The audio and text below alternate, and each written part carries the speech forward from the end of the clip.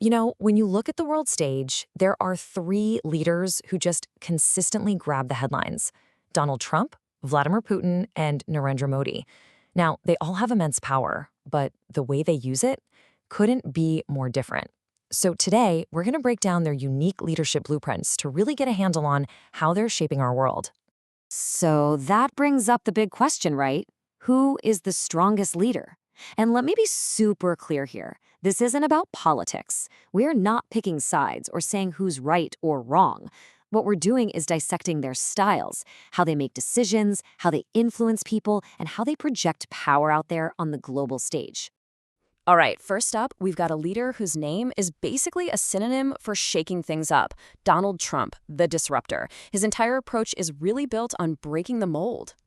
So, what does that actually mean to be a disruptor? Well, it's a leadership style that really thrives on confrontation and, maybe most importantly, unpredictability. The whole point is to push for these huge, game-changing decisions and to do it fast. Think about the trade war with China or completely reorienting American foreign policy. It forces everyone, both allies and enemies, to constantly be on their back foot, just reacting. So how does he pull this off?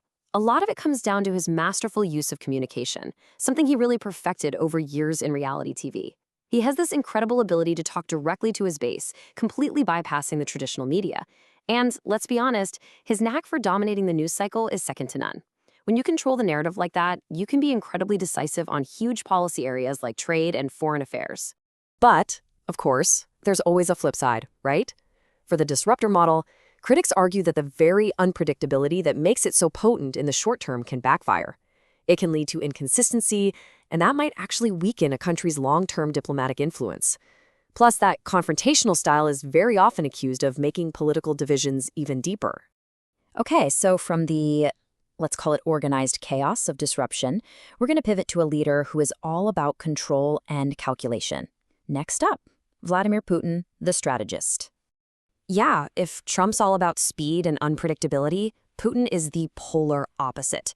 His style is very old school, very centralized. You can definitely see his background in the KGB influencing this. Everything is tightly controlled, it's meticulously strategic, and it's always played with a long-term game in mind. So what's the end game here? What's this long-term strategy all about? Well, it's all about projecting national strength. For Putin, that means a few key things: building up military power, making sure Russia maintains its global presence at all costs, and, from his point of view, being a fierce defender of the country's national interests through very calculated economic and geopolitical chess moves. Now, the criticisms of this style, they're pretty major, both internationally and at home. Critics are constantly raising red flags about limited civil freedoms. They also point to what they call aggressive geopolitical actions abroad. There's no doubt his leadership style is powerful, but it's also incredibly controversial. All right, and that leads us to our third and final leader, someone who gets his power from a totally different playbook: Narendra Modi, the mass mobilizer. See, Modi's whole approach is built from the ground up. It's people-driven. His style is super focused on communication.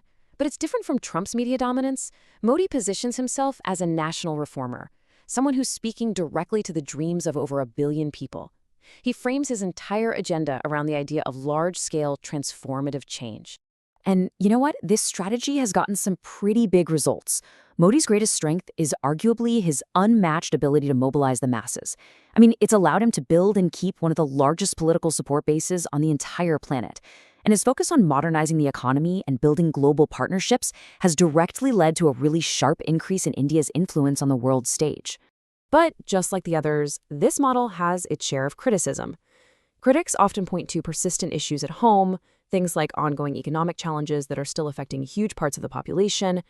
They also raise serious questions about social tensions within the country. Okay, so we've got the disruptor, the strategist, and the mass mobilizer. Now, let's put them all side by side and really break down how they compare. When you lay it all out like this, the differences are just, wow, they're stark. And it really shows how your definition of strongest leader depends entirely on what you value. Is it Trump's disruptive, media-driven style that gets fast, bold decisions made? Is it Putin's centralized, top-down strength that's built for a long-term strategy? Or is it Modi's incredible ability to rally mass support to fuel a country's rise on the world stage? At the end of the day, there's no single right answer here. Each one of these leaders is playing from a totally distinct playbook, and each one, in their own unique way, is actively shaping the world we're all living in. Because leadership isn't just about raw power, is it? It's about the kind of impact you leave behind. Which brings us right back to where we started, but now the question is for you.